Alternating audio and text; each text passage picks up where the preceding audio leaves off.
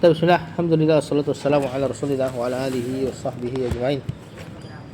Asyhadu an la ilaha illallah wahdah la syarikalah wa asyhadu anna muhammadan abduhu wa rasuluh. Allahumma inna nas'aluka ilman nafi'a wa na'udzubika min ilmin la yanfa'. Ada bersaudara udah masuk belum? Poin berapa? Terakhir menutup aib ikhwan. Yang ketiga, ikhtiyarul asdiqa'is salihina, memilih teman yang baik. Memilih teman yang soleh. Ini sudah. Oh, ini hadisnya. Rawat Tirmizi.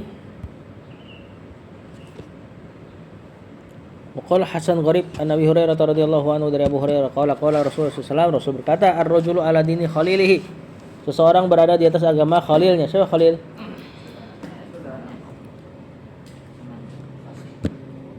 Kasih. Di antara mana khalil? Teman dekat. Di antara juga istri. Ya.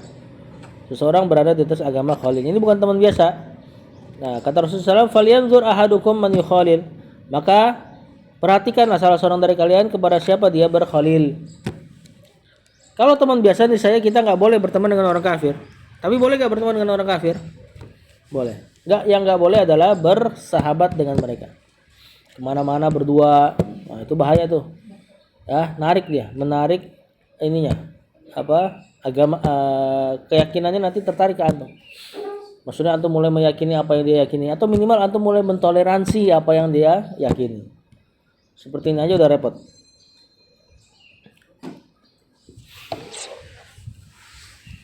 Termasuk pasangan ya.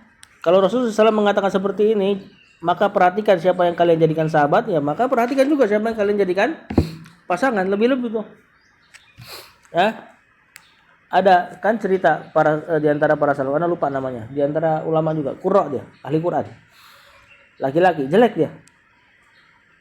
Tampangnya enggak good looking lah kalau orang hari ini bilang. Kemudian dia mau nikahin seorang perempuan yang good looking. Cuman khawarij. Temennya udah nasihatin untuk gak nikahin dia. Dia bilang gak apa-apa, saya akan ubah dia. Saya mau dakwahin dia gitu. Nah, ternyata pas nikah akhirnya malah dia jadi gembong. Di antara gembong khawarij, si cowoknya ini. Dan ada kutipan terkenal dari perkataan si perempuan ini. Perempuan ini mengatakan, "Wahai suamiku, engkau dan aku berada di surga." Kata suaminya, "Kenapa?" Kata istrinya, "Engkau bersyukur mendapatkan perempuan cantik seperti aku. Dan aku bersabar mendapatkan laki-laki jelek seperti ini." Orang yang bersyukur dan bersabar ada di surga, kata perempuan ini. Ini nanti jadi landasannya orang khawarij. Landasannya orang khawarij, dia selalu ngerasa diri lebih baik daripada orang lain. Ya. Kemudian kata Rasulullah SAW, Rawat Tirmidzi wa Hasan wa Al-Baghawi an Abi Said, dari Abu Said Al-Khudri annahu sami'a Rasulullah SAW, dia mendengar Rasulullah SAW berkata, "La tusahib illa mu'minan." Jangan bersahabat. Di sini bersahabat ya. Sahabat yang nempel terus. Jangan bersahabat kecuali kepada orang mukmin. Wala ya'kul ta'amaka illa taqiyun. Dan jangan makan makananmu kecuali orang bertakwa. Ini udah lewat belum hadis ini di antara antum? Baru pertama kali dengar. Udah lewat. Berarti kalau anda tanya bisa deh. Apa makna di sini? Enggak boleh makan makananmu kecuali orang bertakwa. Sedangkan Rasulullah SAW biasa ngasih makan orang kafir, bertukar lauk. Abdullah bin Amr bin As, yang ketika dia motong kambing suruh bagi ke tetangganya Yahudi. Sedangkan kata Rasul, jangan makan makananmu kecuali orang bertakwa. Yahudi bertakwa gak? Kristen? Gak ada kan, gereja mereka namanya gereja At-Taqwa, gak ada kan? Nah, berarti gak bertakwa. Terus gimana? Boleh gak mereka makan makanan kita? Gak boleh. Boleh? Ini gimana dong? Gak boleh. Gak boleh? Gak boleh. Terus apa yang dilakukan Amr bin As gimana? Abdullah bin Amr bin As. Hah? Ya berarti apa maksud dari hadis ini?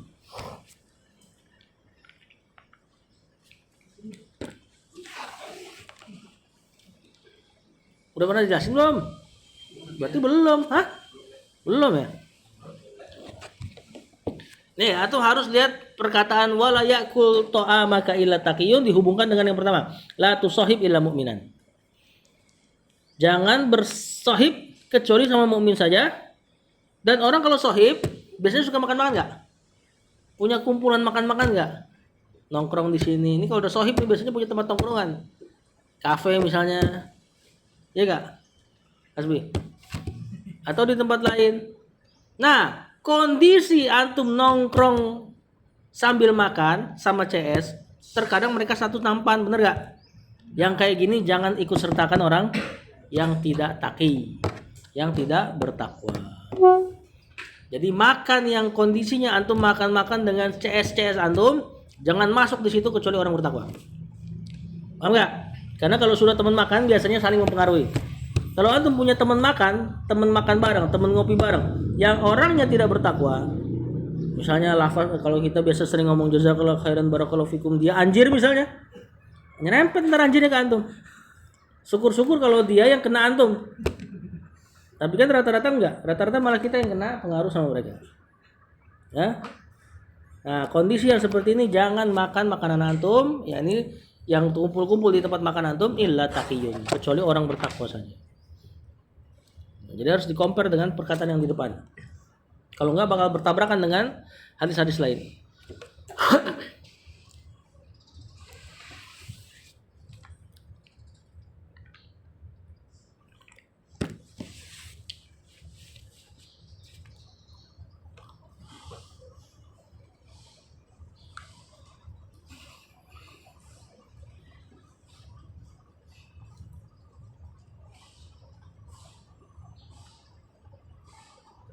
Yang keempat, al-ibtiad an musahabatil asrar.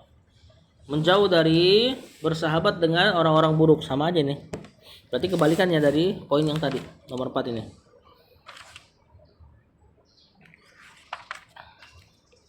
Allah Ta'ala, Allah katakan, la tajidu qauman, kau tidak akan mendapati satu kaum yu'minuna billahi wal yawmil akhir, yang kaum tersebut beriman kepada Allah dan hari akhir, yuwaduna man haddallaha wa rasulah, yang mereka mencintai orang-orang yang memusuhi Allah dan Rasulnya. Ini antum sudah hafal ayatnya harusnya, ya kan? Kalian tidak akan mendapati satu kaum yang beriman kepada Allah dan hari akhir, kemudian dia mencintai orang yang memusuhi Allah dan Rasulnya. Nah, misal ada orang mengaku beriman tapi cinta sama orang-orang kafir. Orang-orang kafir secara umum memusuhi Allah dan Rasulnya. Berarti ayat ini salah. Mungkin nggak ayat ini salah? Berarti dia yang salah. Orang yang mengaku beriman tapi memusuhi Allah dan Rasulnya, mencintai orang yang memusuhi Allah dan Rasulnya, maka pasti dia nggak benar imannya. Maka berarti sebaliknya, di antara ciri-ciri iman yang bagus, ya, memusuhi orang-orang yang memusuhi Allah dan Rasul, memusuhi orang-orang yang memusuhi Allah dan Rasulnya. Tapi ingat, efek memusuhi bukan berarti diselengkat. Ketemu selengkat, ketemu keplak, bukan gitu. Ya, di antara efek memusuhi yang pertama, mendakwahi. Antum tahu dia musuh antum, gimana cara dia jadi teman antum, benar enggak? Nah, maka didakwahi. Kecuali kalau dia sudah melakukan hal-hal yang berlebihan terhadap agama Islam. Ya, maka boleh sesekali dituin lah. Boleh diancam dan sebagainya. Wa qala ta'ala, seperti Allah juga katakan, wala tuti man aghfalna qalbahu an dzikrina. Jangan taati orang-orang yang hatinya kami lalaikan dari mengingat kami. Ini surat Al-Kahfi. Ini lagi ceritain masalah orang-orang soleh itu berzikir pagi dan petang. Kemudian Allah katakan setelahnya beberapa ayat, wala tuti man aghfalna qalbahu an dzikrina. Jangan taati, jangan dengerin orang yang hatinya telah kami lalaikan dari berzikir kepada kami. Di antara mana orang yang lalai dari berzikir kepada kami, Allah adalah orang-orang yang Allah tidak kasih dia taufik zikir pagi dan petang. Serem ini ayat ini nih. Ya, berarti siapa yang enggak zikir pagi dan petang? Dia termasuk man aghfalna qalbahu an dzikrina. Orang-orang yang kami lalaikan hatinya dari mengingat kami. Wattaba'a hawahu, dan dia mengikuti hawa nafsu. wa kana amruhu furuton, dan perkaranya kacau, furuton. Makanya zikir pagi petang kan tuh. Ya, termasuk ciri-ciri orang soleh. Dan sebaliknya, kalau enggak berarti termasuk orang-orang yang lalai mengikuti hawa nafsu dan perkaranya furuton, maksudnya apa ya? Sia-sia. Ya. Dan zikir pagi petang, kalau antum memang susah, ya enggak harus antum duduk di situ. Bisa sambil jalan dan sebagainya. Kalau belum hafal semuanya, pakai yang hafal. Ya, cukup beberapa ayat, beberapa zikir juga sudah cukup sebenarnya. Cuman kalau antum sudah hafal semuanya, ingin baca semuanya. Ini berapa menit sih? Hah? Berapa menit zikir pagi petang? Enggak sampai 10 insyaallah. Kemudian qala ta'ala, wattabi' sabila man anaba ilayya, dan ikutilah jalan-jalan orang yang kembali kepadaku, kata Allah. Maksudnya bertaubat, berhijrah. Fi sahihain. Ini udah pernah nih kalau enggak salah. An Nabi Musa radhiyallahu anhu qala Rasulullah, Rasul berkata, masalul jalasis salihi wa jalasis su kamathali sahibil miski wakir. Permisalan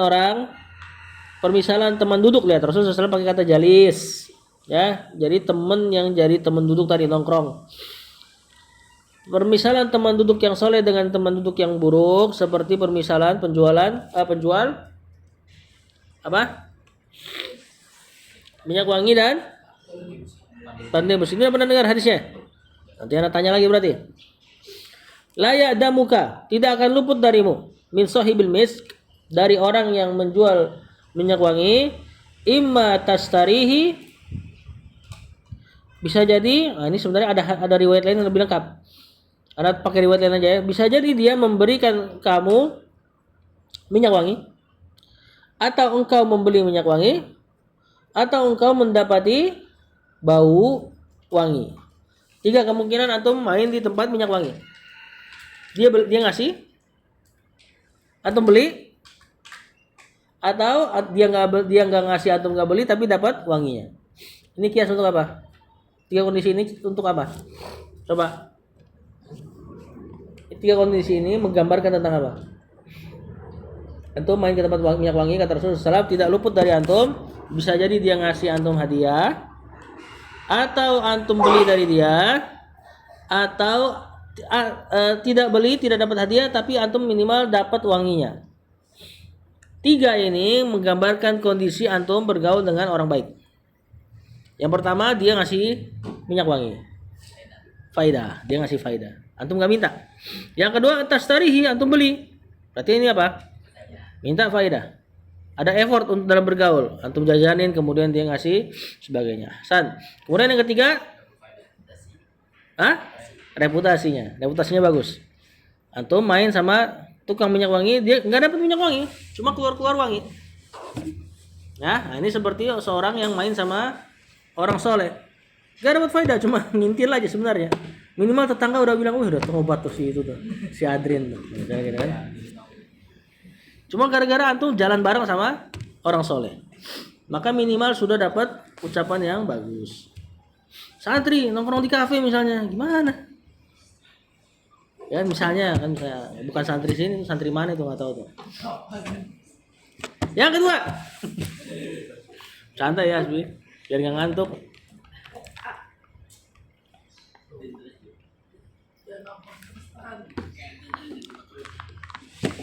Yang kedua, wakirul haddad, tukang besi. Ya, hariku badanaka, bisa jadi dia membakar badanmu, au saubaka, atau bajumu, au tajidu min hurihan khabisatan, atau minimal cuma dapat bau busuk. Lihat, di sini cuma dapat 2. Main sama orang buruk dapatnya 2. Dia membakar baju, atau antum dapetin bau busuk. Gak ada yang mana nih, yang ketiga ini?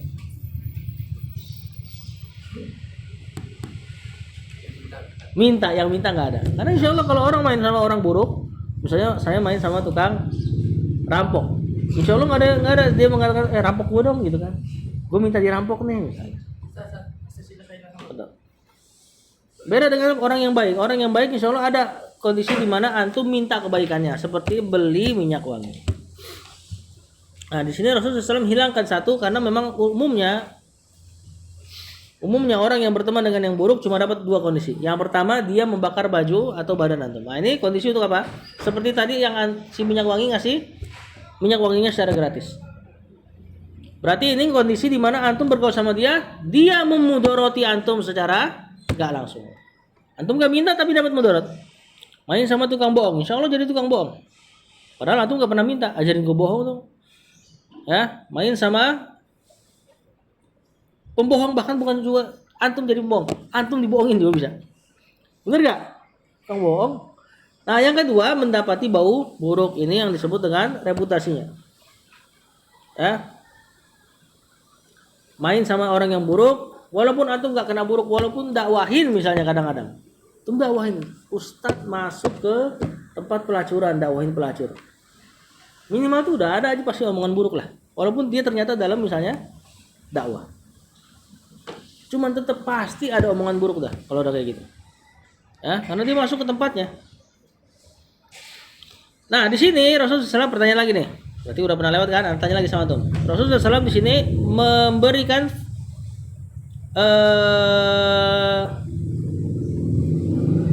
manfaat atau mudarat paling kecil dari minyak wangi antum dapat baunya, dan dari tukang besi antum dapat bau busuknya.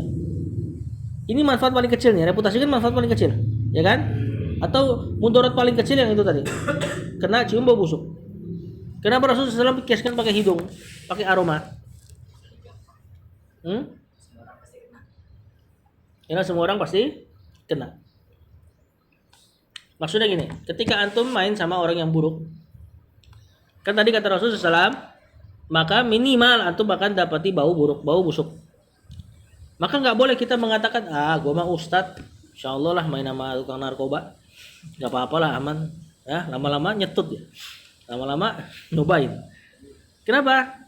Karena biarpun ustadz, dia tetap bisa mencium rihan khabithatan. Kan nggak jadi, ketika jadi ustadz berarti tidak bisa mencium bau busuk, enggak. Atau misalnya ada orang yang main sama orang yang bodoh dengan mengatakan nanti kamu ikut bodoh loh misalnya. Terus dia mengatakan enggak, saya pinter kok. Ya, orang yang pinter juga bisa enggak menghalangi bau busuk dari hidungnya? Enggak bisa. Semua orang pinter ataupun yang bodoh, tua, muda, bahkan yang tua ini termasuk saya udah tua, sudah pengalaman, insya Allah main sama anak-anak muda, enggak apa-apa lah. Ya, apakah orang tua bisa menghalangi bau busuk? Enggak bisa. Nah, maka bisa jadi dia tetap kena pengaruhnya. Nah, Rasulullah SAW gambarkan di sini dengan aroma dalam rangka mana itu? Supaya antum tidak merasa aman dari mudarat atau manfaat dari bergaul terhadap orang lain. Pasti dapat pengaruh, sebagaimana setiap orang pasti mencium bau.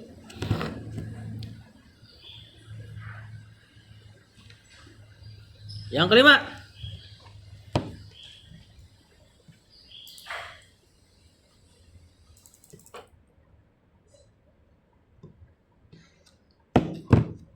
mulazamatul haya, melazimkan rasa malu, fit ta'amuli ma'al ikhwan, dalam bergaul bersama ikhwan. Jangan malu-maluin gitu maksudnya ya.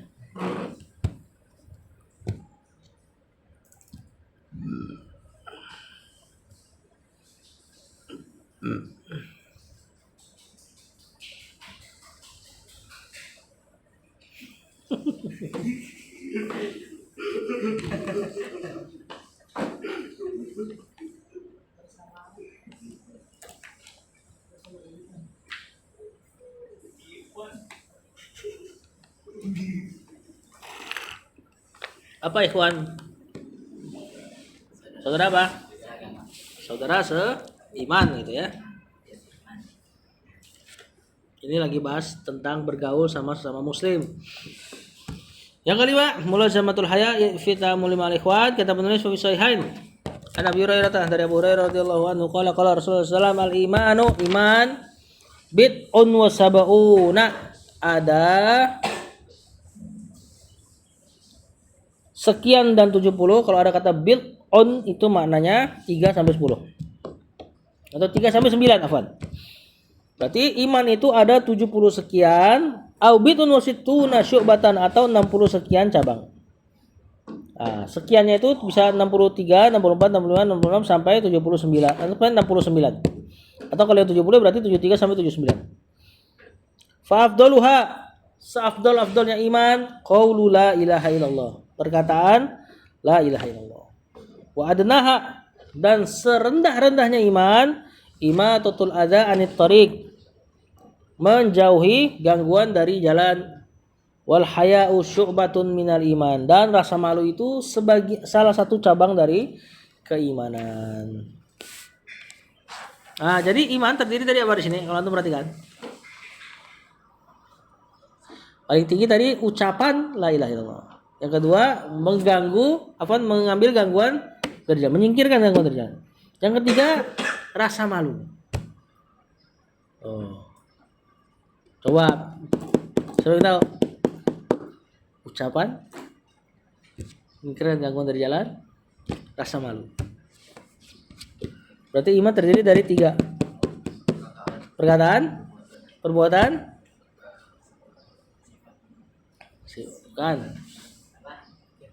keyakinan.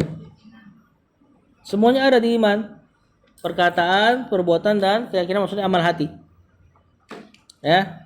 Maka seseorang terpengaruh imannya naik dan turun. Nah, di sini juga Rasulullah SAW katakan iman yang paling tinggi dan yang paling rendah. Berarti iman itu bertingkat-tingkat, naik turun. Ya, al-imanu yazidu wa yankus. Iman itu naik turun. Tidak sebagaimana yang diyakini selain ahli sunnah. Selain ahli sunnah meyakini iman itu satu ini apa? Satu posisi aja. Kapan imannya habis, kafir langsung. Seperti orang Khawarij. Orang Khawarij mengatakan kalau antum berzina, kafir udah langsung. Makanya mereka dibunuh. Ya. Orang yang berzina dibunuh, orang yang riba dibunuh langsung. Teroris, Khawarij, teroris. Ringan untuk bunuh orang karena anggapannya kafir. Ada lupa, orang Khawarij itu pernah punya kasus apa ya? Dia ngebunuh istrinya siapa? Kalau nggak salah tabiin, dari tabiin. Anda nggak berani sebut namanya, takutnya antum ingat terus itu. Takut terus salah gitu kan. Istrinya tabiin dibunuh dalam keadaan hamil. Cabang bayinya dikeluarin. Kemudian terjadi perbedaan pendapat sama mereka. Boleh nggak kalian kayak gitu? Boleh apa coba? Boleh bunuh bayi? Bukan. Boleh bunuh istrinya? Bukan. Megang rambutnya. Aurat katanya. Paham kan? Dia beda pendapat pada debat. Harusnya kamu nggak boleh gitu, itu kan aurat. Bunuhnya nggak apa-apa. ngebunuh perempuan hamil, cabang bayi dikeluarin, nggak ada yang debatin itu. Pas megang rambut, karena kan bunuh masih pegang begini kan? Diperdebatin tuh megang masalah aurat. Takutnya itu termasuk perbuatan zina kata dia. Zina itu nanti berarti iman antum bisa habis. Jadi si pembunuh diomelin gara-gara megang rambutnya, bukan gara-gara pembunuhannya. Pernah juga Ibnu Umar datang seorang dari daerahnya yang banyak mereka. Nanya ke Ibnu Umar, gimana kalau aku sholat kemudian ada nyamuk lalu ketepuk? Apakah darahnya menajisiku sehingga sholatnya batal? Kata Ibnu Umar, subhanallah. Darah cucu Nabi, itu darahnya para sahabat kalian tumpahkan. Darah nyamuk kalian pusing masalah keabsahan sholatnya katanya. Ini orang Khawarij, imannya dianggap satu. Semua orang imannya dianggap satu. Kapan habis kalian. Lawannya dia orang Murji'ah. Orang Murji'ah sama, polanya sama. Iman dianggap satu. Cuman dia kebalikan hasilnya. Iman antum gak bisa berubah selagi ada la ilaha illallah. Maka antum minum khamar aman, la ilaha illallah. Antum bunuh, la ilaha illallah, aman, masih muslim. Antum Kristen tapi meyakini la ilaha illallah, tiada Tuhan yang mereka terjemahinnya Rob ya, tiada Rob yang berhak yang menguasai kecuali Allah, antum dianggap bertauhid. Ini orang Murji'ah. Ada nggak di Indonesia kayak gini? Ada. Hah? Orang liberal. Hah? Ngaco udah pokoknya. Imannya cuma satu tingkat. Dia meyakini iman itu semua orang sama. Iman Jibril sama imannya Muslim yang paling fasik lah. Dianggap sama. Karena iman cuma satu tingkat menurut mereka. Mau yang Jibril ketemu Allah dengan orang Muslim yang paling fasik dianggap sama kata dia. Nah, jadi iman gak akan rusak kata dia. Mau antum ngapain aja. Sampai masuk Kristen juga gak akan rusak kata dia. Nah, ini orang liberal. Yang benar iman naik dan turun. Naik dengan dengan amal soleh dan turun dengan amal yang buruk. Dan ingat amal soleh terbagi jadi 3 berarti tadi. Termasuk amal soleh ucapan. Nah, bukankah kita masuk Islam karena ucapan? Benar gak? Berarti orang juga bisa keluar dari Islam karena ucapan. Keyakinan juga sama. Ya, orang bisa keluar dari Islam karena keyakinan loh. Dia ragu adanya Allah aja udah bisa kafir. Ya, apalagi perbuatan. Perbuatan juga lebih jelas. Makanya salah tuh ucapan orang misalnya, udah nggak usah berjilbab. Yang penting hatinya dijilbabin katanya. Hati dijilbab. Ya. Kalau dia kapan bilang hatinya dijilbab maksudnya hatinya baik, yang penting saya baik, nggak apa-apa nggak berjilbab, berarti dia nggak baik. Karena harusnya kalau hatinya baik, berarti dia punya amal soleh, efeknya ke badan pasti. Kemudian yang keenam, bisyasatil wajahi, bisyasatul wajahi, wajah yang berseri. Bergaul dengan ikhwan, wajah yang berseri, jangan cemtut. Rawi Tirmidzi wa sahahu al-Albani an Abi Dzarrin dari Abu Dzar qala Rasulullah sallallahu tabassumuka li wajhi akhika laka shadaqatun. Senyummu kepada wajah saudaramu bagimu pahala sedekah. Ya, ingat ini wajhi akhika. Dan kitab Rasul biasanya kepada sahabat kan? Cowok, li wajhi akhika. Bukan suruh senyum-senyum sama akhwat, ya.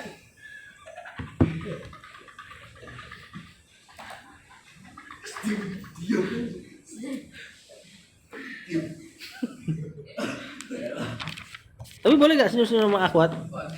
Ya boleh. Kalau enggak timbul fitnah boleh. Antum dai diundang kajian ibu-ibu, masa antum gak senyum? Ganti ustadz dia.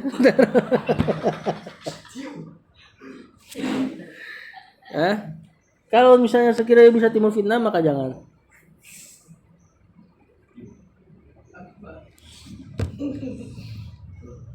Nah, ini diantara mudahnya seorang muslim tuh dapat pahala. Diantaranya ini, antum cuma senyum dapat pahala sedekah. Dan para masyayikh kalau bahas masalah hadis ini, kemudian dia lagi kitabnya ke orang Indonesia, biasa mereka sering bilang, kalian nih orang Indonesia udah sangat mudah ngamalin ini. Ya, karena orang Indonesia orang Indonesia memang ramah lah, memang ramah. Beda sama orang Arab. Orang Arab to the point banget orangnya. Nggak suka. Anda pernah sering bermuamalah sama mereka? Waktu udah ada cinta belum? Ya, yang saya minta cariin cewek. Dia minta cariin istri lah. Kemudian ada satu saudaranya ikut campur lah, urusan gontor katanya. Ya, bahasa Arab juga bahasa Arab gontor. Sohib korib apa artinya sohib korib? Itu bahasa kita kan? Jadi dia datang tanya, ana sohib korib minhu katanya kan. Saya teman dekat. Saya bingung. Koribun mana? Dekat dari mana? Misalkan kalau koribun minal masjid, koribun minal dia bilang sohib korib. Akhirnya dia bilang sodik maksudnya CS lah gitu. Oh, baru ngerti dia. Udah ngomong-ngomong pokoknya nih orang ikut campur deh, bawanya ikut campur aja. Assalamualaikum warahmatullahi wabarakatuh. Ikut campur aja kerjanya. Kemudian akhirnya pas pulang saya udah ngerasa nggak senang banget sama dia nih. Sampai Syekh ngomong dia potong, mukanya udah gak enak banget kan. Ini orang akhirnya pas pulang, assalamualaikum Syekh, halak tak?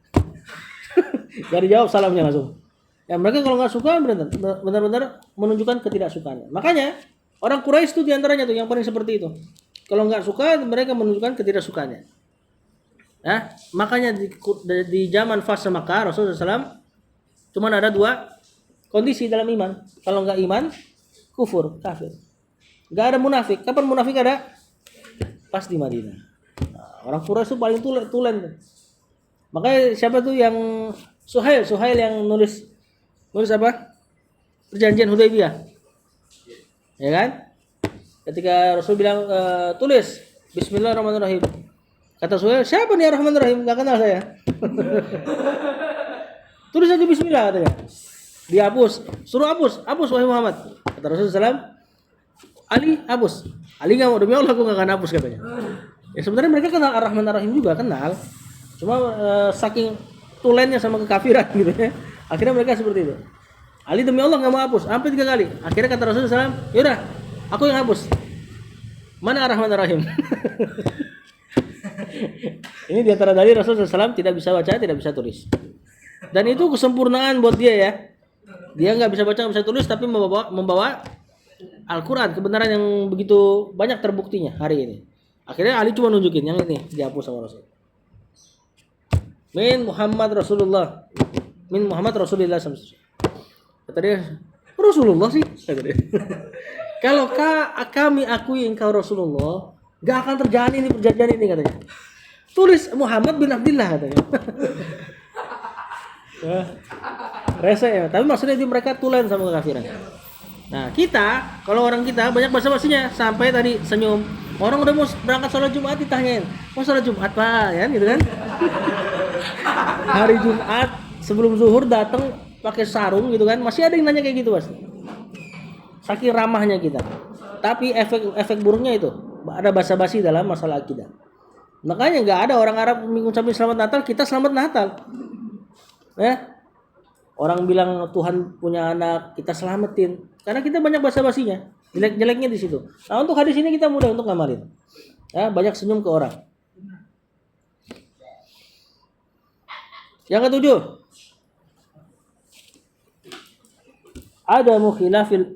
Adamu ikhlafil wa'di. Tidak menyelisihi janji.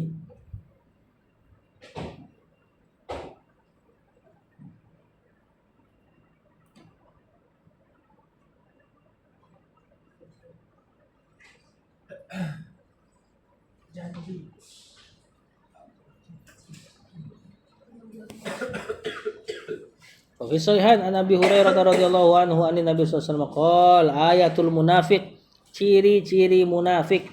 Ini munafik ini ringan ya. Salasun ada 3 hal. Idza haddasa kadzaba.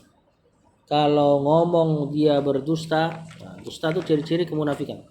Tentu ini bukan munafik yang munafik model-model kayak di Madinah. Munafik itikad kan dia enggak beriman tapi pura-pura masuk Islam. Ya, dalam rangka merusak Islam dari dalam. Karena takut terhadap kekuatan kaum muslimin. Nah, maka dia masuk Islam supaya aman. Supaya dapat ghanimah juga. Nah, model-model Abu Janda ini. Abu Janda kan tuh. Nah, Abu Janda tuh yang pura-pura yang seolah-olah Islam tapi kontennya yang jelekin Islam terus. Nah, ini bukan, ini munafik yang ada ciri-ciri munafik pada dia. Kalau keterusan bisa jadi itu. Tadi pertama idza haddasa kadzaba. Kalau bicara bohong. Wa idza wa'ada akhlafa. Kalau berjanji menyelisihi. Wa idza tumina khana, dan kalau dikasih amanah dia berkhianat.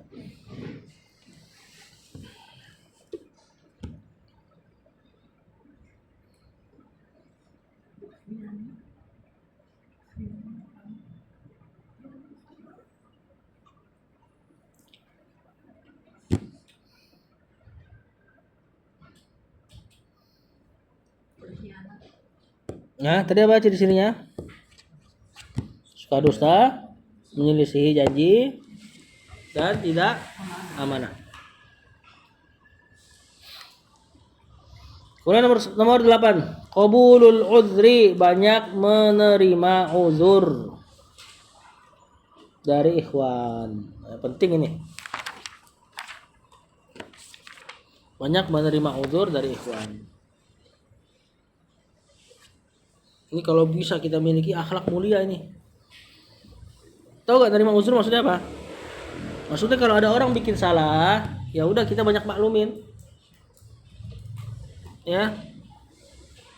Bukan kita banyak menguzur diri sendiri, kebanyakan kita gitu. Kalau ada kejadian kesalahan, kita uzur diri sendiri. Kemudian yang ditembak orang lain. Misal lagi sakit. Ya, kalau lagi sakit, kalau antum ngasih uzur sama diri sendiri, misalnya kita ngomong, kayaknya gue lagi diangkat derajatnya nih. Nah, ini terlalu pede. Justru kita jangan kasih uzur sama diri sendiri harusnya. Bilang ini karena dosa nih. Kan sakit ngugurin dosa kan? Sakit itu menggugurkan dosa, benar kan dalam Islam? Benar. Berarti itu indikasi apa? Dosa itu bikin sakit, gitu loh. Kalau antum punya dosa, bisa diantara efeknya sakit. Nah, maka harusnya kepada diri sendiri itu suudzon. Kepada orang lain baru husnuzon, kasih uzur terus. Kita lihat dulu hadisnya, nanti kita jelaskan beberapa contohnya. Sahihain. An-Sa'id bin Ubadah dan dari Sa'id bin Ubadah, Sa'ad bin Ubadah. Ini punggawanya Ansor ini. Lau ra'aitu rajulan ma'amraati. Kalaulah aku melihat seorang laki-laki bersama istriku, la darabtuhu bis-saif ghairam musfah, maka benar-benar akan kupukul itu laki-laki dengan pedang tanpa musfah, maksudnya tanpa sarung, langsung bunuh. Nah, ini juga diantara akhlaknya orang Arab, sangat pencemburu. Ada kisah yang lain kan, sahabat pulang dari jihad, dia ngeliat istrinya di luar rumah, di teras. Itu sahabat ketika ngeliat istrinya di luar langsung hunusin pedang. Istrinya udah tahu nih, ini pasti mau mukul saya nih, mukulnya pakai pedang kan. Ya, karena istrinya tahan dulu sampai aku ceritakan apa yang terjadi. Akhirnya dimasukin lagi pedangnya. Istrinya bilang di dalam ada ular. Makanya si istri keluar. Lihat, istri di teras, saudara. Udah bikin mereka cemburu, pengen ditebas. Orang Arab begini. Nah, kalau kita istrinya di dalam sih nggak apa-apa, tapi tiktokan. Nah, di dalam plus tiktokannya sama aja, udah dilihat sama orang semua. Dan gak ada cemburunya orang-orang kita tuh. Atau nggak kondangan, istrinya didandanin. Gak apa-apa istrinya dandan pas kondangan. Ini hilangnya rasa cemburu. Nah, maka cerita tentang sahabat tadi, kemudian dia bertarung dengan ular, lalu sahabat tersebut terpatok mati.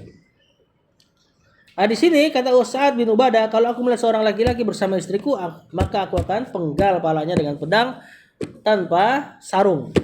Maksudnya dia nggak pukul pedang pakai sarung. Maksudnya kalau pukul pedang pakai sarung kan masih sakit kan. Cuma di sini Sa'ad bin Ubadah bilang tanpa sarung, benar-benar kubunuh. Kalau benar ada laki sama perempuanku, sama istriku. Dan istri mereka berapa biasanya? Ya banyak intinya. Enggak satu. Tapi mereka perlakukan sama. Cemburu sama semuanya. Terus fabalagha dzalika Rasulullah SAW. Maka kabar dari ucapan Sa'ad ini terdengar sampai Rasulullah SAW. Maksudnya diaduin, ya Rasul emang boleh ya kayak si Sa'ad nih. Sa'ad ngomong kayak gini, Rasul emang boleh kita bunuh orang. Berarti gitulah, diaduin sama Rasulullah SAW. Faqala kata Rasulullah SAW, atajabuna min ghairati Sa'din? Kalian takjub gak dengan rasa cemburunya Sa'ad? Kata Rasulullah SAW, wallahi, belum dijawab sama Rasulullah SAW, ditambah ini. Demi Allah, la ana aghyaru minhu. Demi Allah, aku lebih cemburu dari dia. Berarti wajar. Terus kata Rasulullah SAW, wallahu aghyaru minni. Dan Allah lebih cemburu lagi daripada diriku. Saat cemburu sama istrinya, kata Rasul, aku lebih cemburu sama istriku ibaratnya daripada saat cemburu sama istrinya. Terus kata Rasulullah SAW, Allah lebih cemburu lagi kepada hambanya, ibaratnya gitu, daripada aku cemburu kepada istriku dan saat juga. Wa min ajali ghairatillah. Nah, oleh sebab itulah, oleh sebab kecemburuan Allah lah, harramal fawahisha, Allah mengharamkan perbuatan keji, zina maksudnya. Nah, kenapa Allah haramkan zina? Allah cemburu dengan hamba-hambanya yang dizinai. Gitu loh. Ya, antum punya kecemburuan terhadap istri antum itu juga hamba Allah gitu loh. Makanya Allah haramkan zina, Allah cemburu terhadap hamba-hambanya yang dizinain. Ya, paham enggak? Kenapa perempuan dijilbabin? Allah cemburu hamba-hambanya diliatin gitu loh. Nah, ini kadang enggak ketangkep sama para muslimah. Dijilbabin baik katanya. Gerah ya kan? Siapa suruh keluar coba? Ya. Ini yang memang jilbab itu benar-benar Allah Allah jadikan jilbab itu jadi sebagian alasan untuk dia mendingan banyak di rumah. Harusnya gitu. Jangan malah pengennya keluar, terus jilbabnya disalahin. Ya, yang benar ya kalau udah tahu pakai jilbab ya udah di rumah terus. Kalau nggak mau pakai jilbab bagus, nggak usah keluar. Ya, lebih bagus lagi itu. Gak perlu ada yang dirawat. Antum lihat orang yang nggak pakai jilbab, misalnya dia pakai terlihat rambutnya lah. Dan biasanya perempuan yang tidak pakai jilbab pasti ingin ada pengakuan. Ya, maka ketika dia keluar mungkin nggak dia keluar dalam keadaan rambut acak-acakan? Enggak, pasti dipoles dulu, dirapiin dan sebagainya. Nambah lagi, mau pakai ketek kanan hari ini misalnya. Mungkin nggak bulu ketek yang nggak dicukur? Nggak mungkin, pasti dicukur, dipoles dan sebagainya. Mau pakai rok mini lah hari ini. Mungkin nggak dengkulnya hitam-hitam atau banyak koinnya di betisnya. Mesti dia rawat dulu, ya. Perempuan makin nggak pakai jilbab makin repot sebenarnya. Kalau dia pakai jilbab, tinggal tutup selesai. Ya, kapan dia perawatan di rumah buat suaminya. Nggak perlu ngikutin semua orang kan. Diikuti semua orang pengen ngeliat yang bagus-bagus, saya harus bagusin, nggak usah, ngapain. Mudah berjilbab itu malah mudah. Nah, makanya kata Rasulullah SAW, karena Allah cemburu maka Allah mengharamkan kekejian, yakni perzinahan. Ma dhahara minha wa batan, apa-apa yang tampak atau apa yang tersembunyi. Zina yang tampak maklum, dan zina yang tersembunyi hati maksudnya. Wala hada habu ilaihi al-udhru min Allah. Tapi lihat kata Allah. Kata Rasulullah SAW, tidak ada yang Allah lebih cintai dari uzur. Tidak ada yang mencintai uzur kecuali Allah. Melebihi Allah. Saat ngelihat perempuan atau ngelihat laki-laki sama istrinya, dia langsung tebas gitu kan. Rasul juga mengatakan saya lebih cemburu, Allah juga lebih cemburu. Tapi tidak ada yang mencintai uzur melebihi Allah mencintai uzur. Maksudnya saat bagus dengan sifat cemburunya, tapi kalau saat punya sikap menguzur orang lain, maka Allah lebih suka lagi. Paham nggak? Nah, biasa ini. Makanya juga Allah mengharamkan zina, ya kan? Dan Allah membuat zina itu hadnya sulit sekali. Hukuman zina apa? Dicambuk 100 kalau belum nikah. Kalau sudah nikah, sudah pernah nikah, rajam. Gimana cara negakinnya? Harus ada 4 orang saksi yang ngelihat cincin masuk ke dalam jari. Kalau enggak, baru telanjang. Saksinya 4 baru telanjang, dicambuk 4 orangnya. Iya, susah jadi saksi zina susah. Kalau misalnya 1 orang ngelihat dan sudah masuk jari ke cincin, ya, yang dicambuk 1 orang itu. Karena itu belum 4 orang, nggak boleh menjadi saksi zina, nggak boleh. Saking susahnya tuh. Itulah kenapa Allah mencintai uzur. Ya, makanya orang yang berzina itu sangat susah dapat had. Karena hadnya juga berat kan, rajam. Makanya Allah kasih uzur, buruan zina, tobat lah ibaratnya. Jangan sampai ketahuan, sampai dipersulit untuk memprosesnya supaya dia mudah-mudahan kepikiran tobat gitu. Bukan nambah. Ya, mudah-mudahan kepikiran tobat, harusnya seperti itu.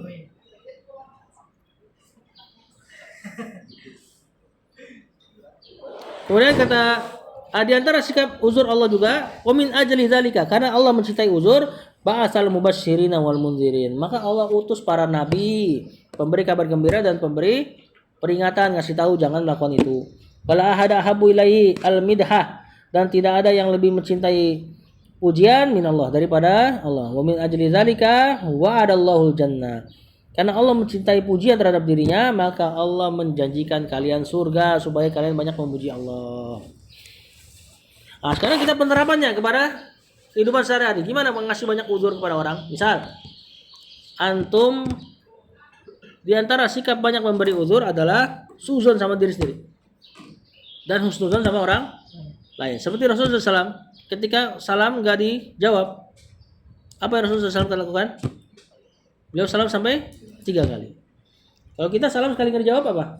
Udah, selamanya nggak bakal salam lagi, nggak bakal gue salamin lu lagi, gitu kan?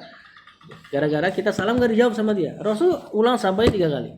Nah, ini diantara sikap ngasih uzur sama orang lain. Diantaranya lagi apa? Utang. Antum punya utang atau antum dihutangin sama orang. Ya, dia bayarnya setiap tempo waktu udah jatuh tempo dia telat. Maka kasih uzur. Ya, dan suuzon terhadap diri sendiri. Bisa jadi ini gara-gara banyak dosa nih. Ya, terus juga kasih dalil buat diri sendiri. Ingat, dalil buat diri sendiri misalnya apa? Orang yang keutamaan membebaskan hutang. Ya. Nanti dalil buat dia apa? Bahaya tidak bayar hutang kan? Jangan kita pakai dalil bahaya bayar hutang. Terus yang hutang nanti sama tuh modelnya kayak kita, seuzon sama orang lain. Dia ngasih kita dalil keutamaan bebaskan hutang. Nah, ini kebolak-balik nih orang udah kayak kalau udah kayak gini nih. Yang hutang ngasih tahu, "Akhi, bebaskan hutang itu begini dan begini. Antum bebasin dong hutang ana," misalnya.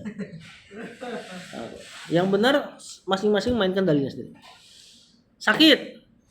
Antum sakit maka jangan pakai dalil man yuridillahu bi khairan yusib minhu. Barang siapa yang Allah ingin kebaikan, Allah akan uji dia. Terlalu pede. Ya.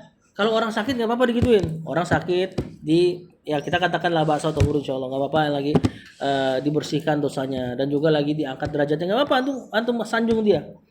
Terus kasih tahu orang yang Allah cintai, orang yang Allah cintai akan Allah uji. Giliran antum sakit, jangan pakai dalil itu. Wah, gua kayaknya dicintai ini sama Allah nih gitu kan. Makanya diuji. Ya, tapi lebih ke suuzon kepada diri sendiri. Nah, untuk kepada orang lain kasih uzur sebanyak-banyaknya. Berapa ulama salaf mengatakan kasih 70 uzur. Kalau ternyata 70 uzur tersebut antum gak dapati, maka curigai diri antum, kata dia. Kok bisa 70 gak dapat uzur, kata dia. Kalau misalnya dia mengatakan ana rabbukumul a'la, ada orang yang mengatakan saya Rabbmu paling tinggi. Ya kan? Misalnya ada orang ngomong nih, orang muslim, ana rabbukumul a'la, saya ini Tuhan kalian, saya Tuhan kalian. Orang muslim ngomong kayak gini. Kasih uzur. Barangkali dia baca ayat katanya. Ayat apa?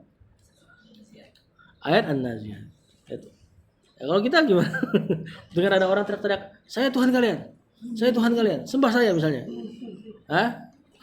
Langsung dirindukan pedang Umar bin Khattab. Kalau kata netizen gitu. Ya, maka yang benar dikasih uzur. Dikasih uzur sebanyak-banyak. Kecuali antum memang tahu ada indikasi besar nih orang nggak bisa dikasih uzur. Emang tukang bangkang. Kalau ngutang emang nggak pernah mau bayar. Nah, ini nggak beda lagi nanti. Ini di sini yang antum kasih uzur adalah ikhwah kaum muslimin yang secara umum. Kalau antum tahu beberapa kondisi ya dia memang nggak pantas dikasih uzur ya jangan. Ya, justru dikasih teguran dan sebagainya. Wallahu a'lam. Yang ke-9 terpegangan. Sallallahu alaihi Muhammad wa alihi wasallam.